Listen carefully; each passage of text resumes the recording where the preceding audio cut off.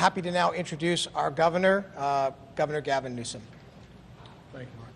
And thank you all very much for all your coverage and your participation in the reality in the last 48 hours. It's been extraordinary, not only for all of us here in California, but I imagine for people around the world wondering what's happening in the state. It's been a remarkable many months in California. I just got off the phone 5 minutes ago, quite literally 5 minutes ago, with the president, just reflecting on the fact 6 months ago we were battling a fire in Northern California, the Camp Fire in Butte County, and battling fires at the same time concurrently down in Southern California, the Woolsey Fire, now earthquakes. As a former mayor of San Francisco, as a fourth-generation Californian and San Franciscan, earthquakes are as familiar to me as they are, I think, now to everybody down here. The flag of San Francisco is a phoenix rising that came out of the ashes of the 1906 earthquake.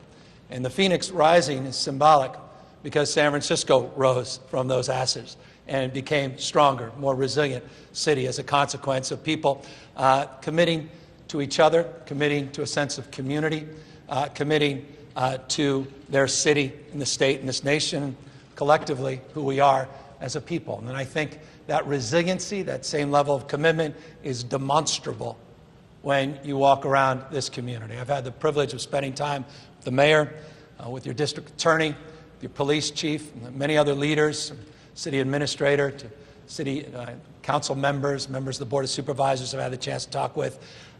People are more resolved than ever to rebuild, but rebuild with an enlightened sense of what this community can be moving forward. And I think some of the most interesting conversations we had were in that spirit. How can we be stronger? How can we be better?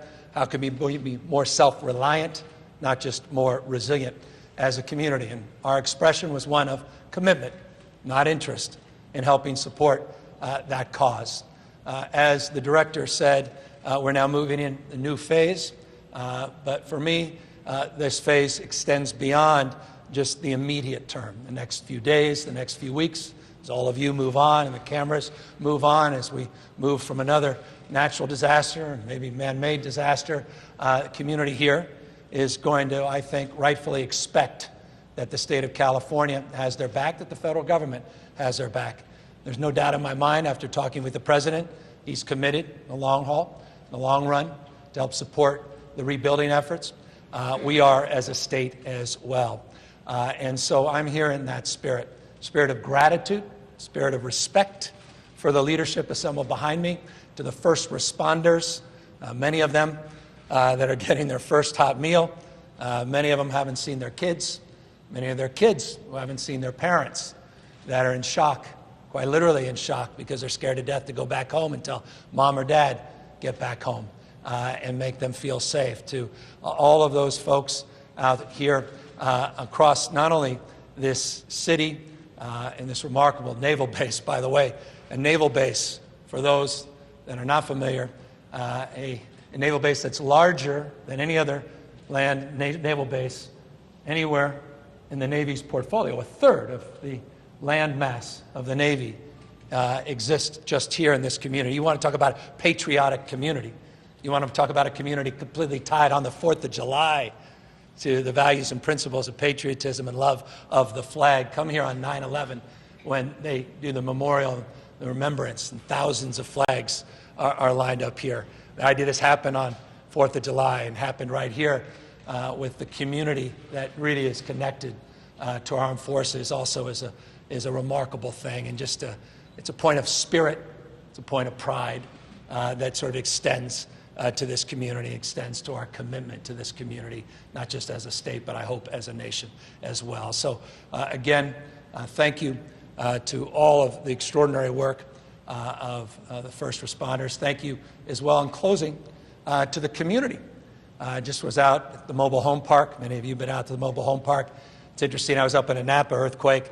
Some of the most significant devastation occurred there. It's a socioeconomic issue as well for many that don't have the means or mechanisms to go once they're red tagged. They don't have a place to go. They don't have, in many cases, family members. But that sense of community was alive and well there, and it was wonderful to see. And so, again, just know California is committed to rebuilding.